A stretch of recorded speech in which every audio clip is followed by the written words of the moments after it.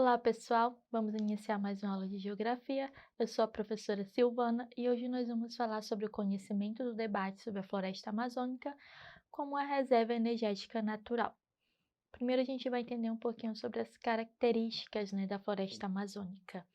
E aí a gente entende que a floresta amazônica, sempre que falamos, da floresta amazônica, a gente vai entender e vai debater sobre a grande biodiversidade, a grande diversidade de recursos naturais que nós temos nela. Características da floresta amazônica. Bem, a floresta amazônica ela se caracteriza-se por ser heterogênea, havendo elevado quantitativo de espécies, com cerca de 2.500 tipos de árvores e mais de 30.000 tipos de plantas.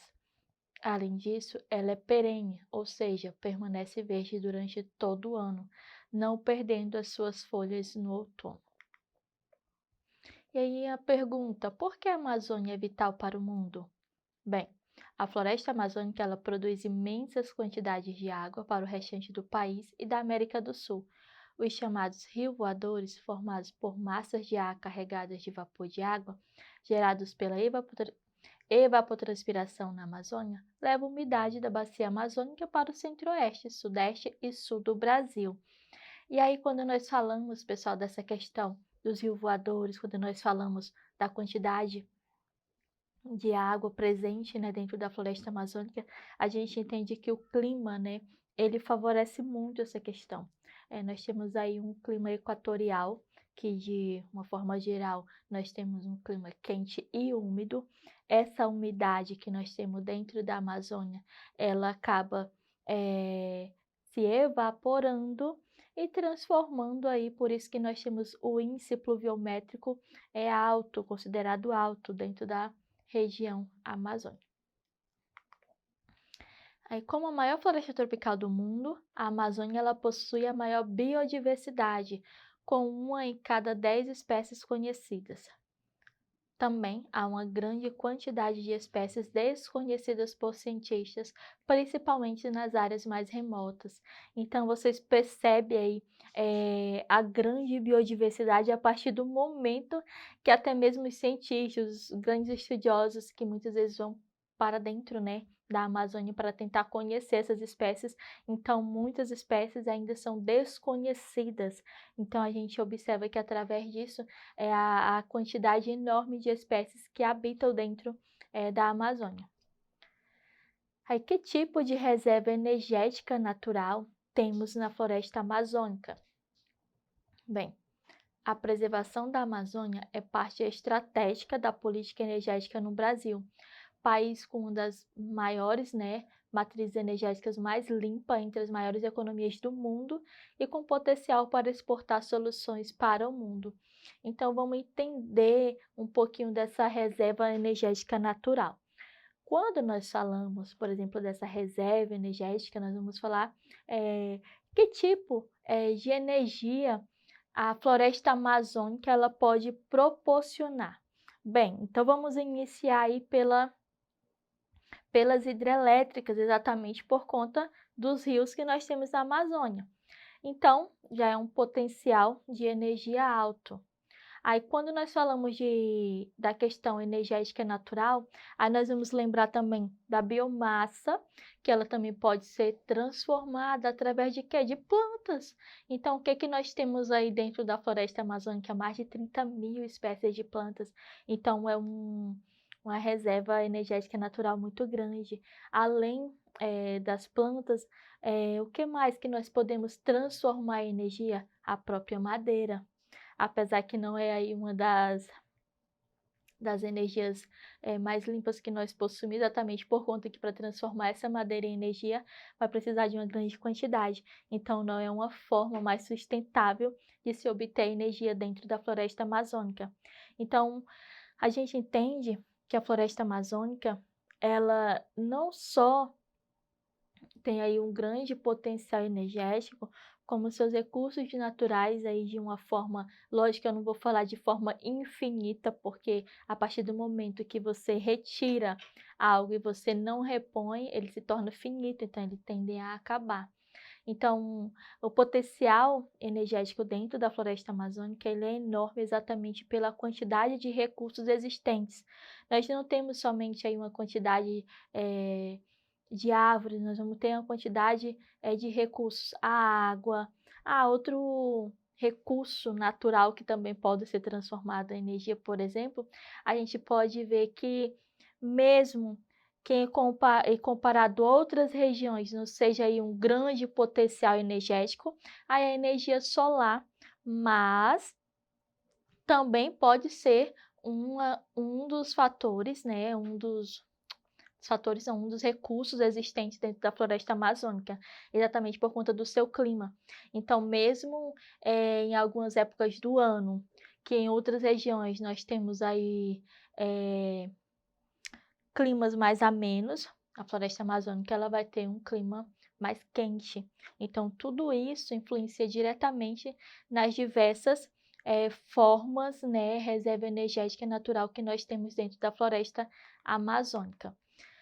E aí, dentro do que nós vimos, vamos para o nosso exercitando, que aí a gente vai comentando um pouco mais sobre esse potencial energético que nós temos, sobre os recursos existentes dentro da floresta amazônica. Vamos lá, para a primeira questão.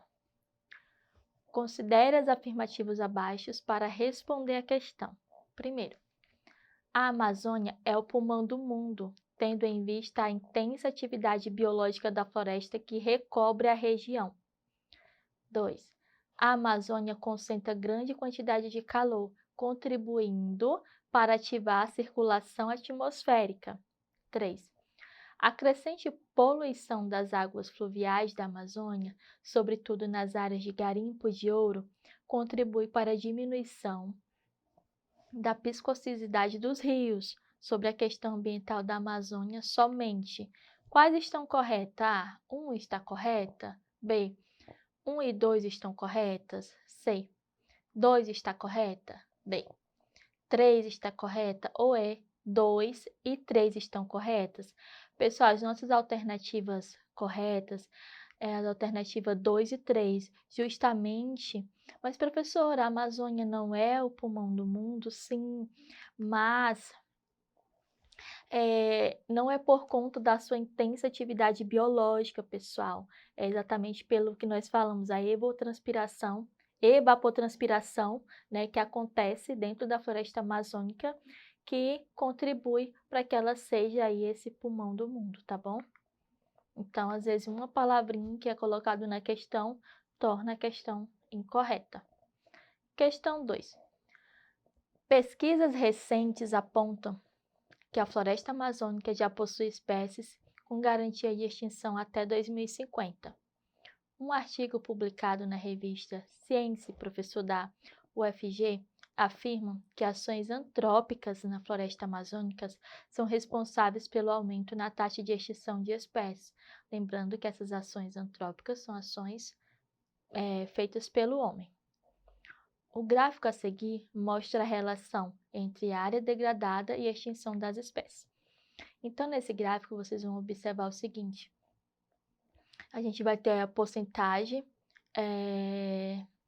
de o bioma, né? Então, a partir do momento que acontece a maior quantidade de desmatamento, maior é a porcentagem de extinção das espécies, tá?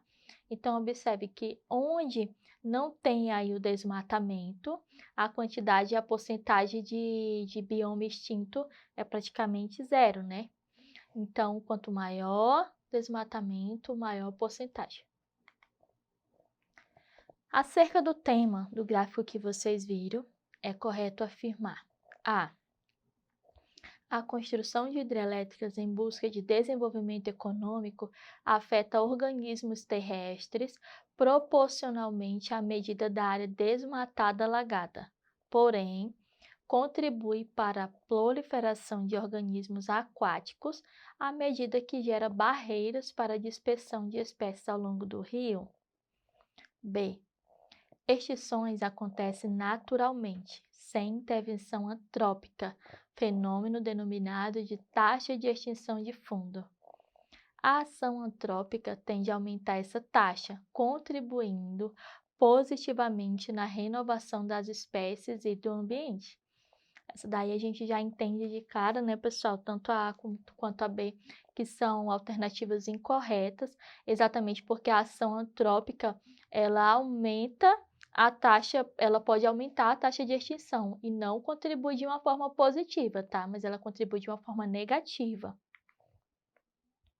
C.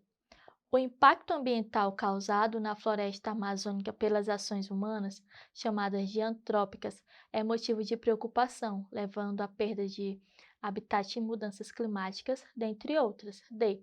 A diminuição do desmatamento seria a única medida para preservar a biodiversidade? Ou E. A ação antrópica não interfere na extinção das espécies? Então, nossa alternativa correta vai ser nossa alternativa C. Exatamente porque o impacto causado, pessoal, pelas ações humanas, ele é motivo de preocupação, exatamente porque através das ações humanas a gente vai ter sim mudanças climáticas, a gente vai ter um maior índice de desmatamento, a gente vai ter uma maior porcentagem, né, de possibilidade de extinções de algumas espécies.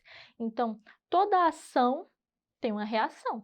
Então, a partir do momento que a ação humana dentro do meio ambiente, que acontece essa ação humana, consequentemente nós vamos ter uma reação de perdas de habitat natural, nós vamos ter perdas de espécies, tanto animais como também de plantas. Então, tudo isso interfere diretamente no nosso meio ambiente, tá?